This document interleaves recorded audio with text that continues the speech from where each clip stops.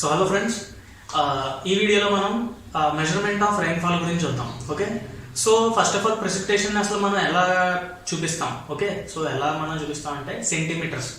Precipitation ఎంత అయితే మన సర్ఫేస్ మీద పడిందో అది ఇన్ సెంటీమీటర్స్లో చూపిస్తాం. అంటే ఇన్ డెప్త్ అనమాట. ఇంత డెప్త్లో మనకి పడింది, వర్షం పడింది అని చెప్తాం. జనరల్గా న్యూస్లో చూస్తుంటాం కదా, 5 సెంటీమీటర్ల వర్షం నమోదైంది. సో అలా. సో ఇప్పుడు దాన్ని మనం ఎలా మెజర్ చేస్తాం ఎగ్జాక్ట్గా? ఇప్పుడు ల్యాండ్ మీద అయితే కుదరదు కదా. సో దానికి స్పెషల్గా ఒక గేజెస్ ఉన్నాయి. దాన్ని రెయిన్ గేజ్ అంటాం. Okay, it is nothing but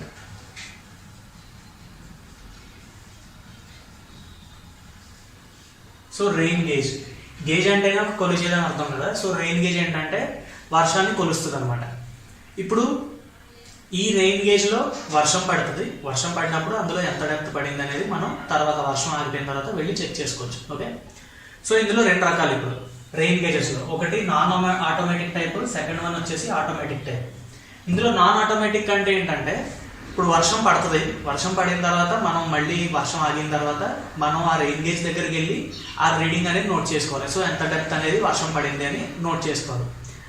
and automatic type అంటే ఏంటంటే ఆటోమేటిక్గా అది స్టోర్ చేసుకుంటుంది అనమాట. అంటే ఒక గ్రాఫ్ లాంటిది ప్రిపేర్ చేస్తుంది ఆ వచ్చిన వర్షాన్ని బట్టి. సో ఏ టైంలో మనం సపోజ్ ఒక 24 అవర్స్ స్కేల్ దానికి ఇచ్చేస్తే కనుక ఆ 24 అవర్స్లో 0 నుంచి నెక్స్ట్ 24 అవర్స్ వరకు ఓకే వర్షం అనేది ఎలా వచ్చింది. ఓకే, సో వర్షం ఎలా వచ్చింది, ఆ యొక్క ఇంటెన్సిటీ ఏంటనేది ఒక గ్రాఫ్ కింద అదే తయారు చేస్తుంది. సో మనం డైలీ వెళ్ళి ఆ గ్రాఫ్ తీసుకోవచ్చు. సపోజ్ రైనీ సీజన్ అయితే, ఒకవేళ సమ్మర్ అయితే కనుక ఎప్పుడో ఒకసారి వర్షం పడేటట్టు వింటర్ సీజన్లో అలా అయితే కనుక ఆ వర్షం పడినప్పుడు మనకు కావాల్సినప్పుడు వెళ్ళి ఆ డేటాని కలెక్ట్ చేసుకోవచ్చు. ఓకే, సో అది non automatic and automatic type. ఇందులో మెయిన్ టైప్ వచ్చేసి Symons rain gauge.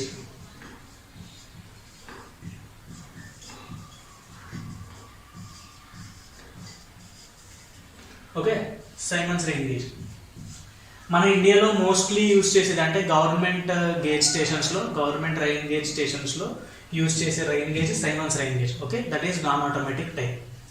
And automatic type వచ్చేసి మనకి ఇందులో చాలానే రకాలు ఉన్నాయి.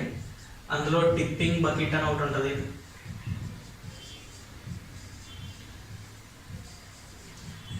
Tipping bucket type. నెక్స్ట్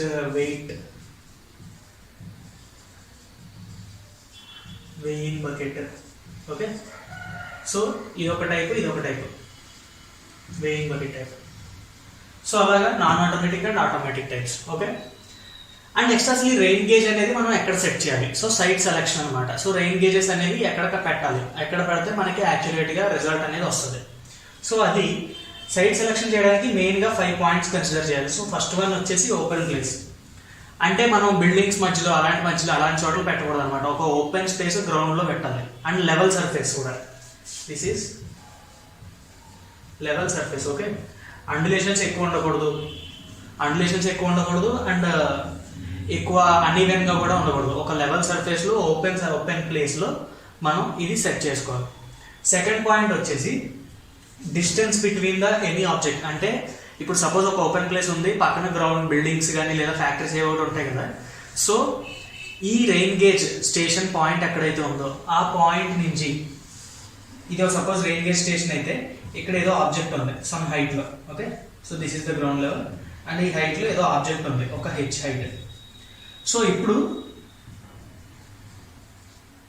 ఈ డిస్టెన్స్ ఏదైతే ఉంటుందో ఇది 2 ఇంటూ ఈ హైట్ ఉంది కదా. So 2 into height greater than 2 height, equal or greater than. Okay, so ఈ డిస్టెన్స్ ఏదైతే ఉందో ద నియరెస్ట్ ఆబ్జెక్ట్కి, దగ్గరలో ఉన్న ఆబ్జెక్ట్కి ఈ డిస్టెన్స్ ఏదైతే ఉందో ఆ డిస్టెన్స్ అనేది దీనికంటే ట్వైస్ ఉండాలన్నమాట మినిమం.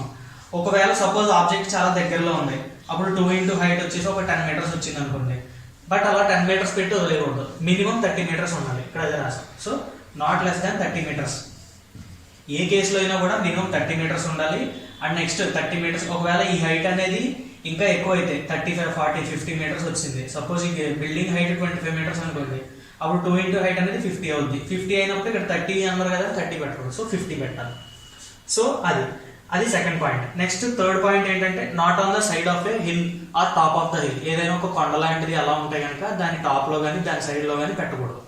అది థర్డ్ పాయింట్. నెక్స్ట్ ఫోర్త్ వచ్చేసి సపోజ్ ఇంకా అక్కడ అంతా హిల్ ఏరియానే ఉంది అండ్ నెక్స్ట్ ఎక్కడ కూడా మనకి ప్లేన్ లెవెల్ సర్ఫేస్ దొరకట్లేదు. సో అటువంటి కేసులో మనం ఎక్కడ పెట్టాలంటే అది విండ్ నుంచి ఎఫెక్ట్ అవ్వకుండా, so it should be shielded from the winds, heavy winds నుంచి అది ప్రొటెక్షన్ ఇచ్చి, ఫుల్ ప్రొటెక్షన్ ఇచ్చి అప్పుడు ఆ హిల్ ఏరియాస్లో పెట్టుకోవచ్చు. ఓకే, రెయిన్ గేజ్ స్టేషన్ అనేది.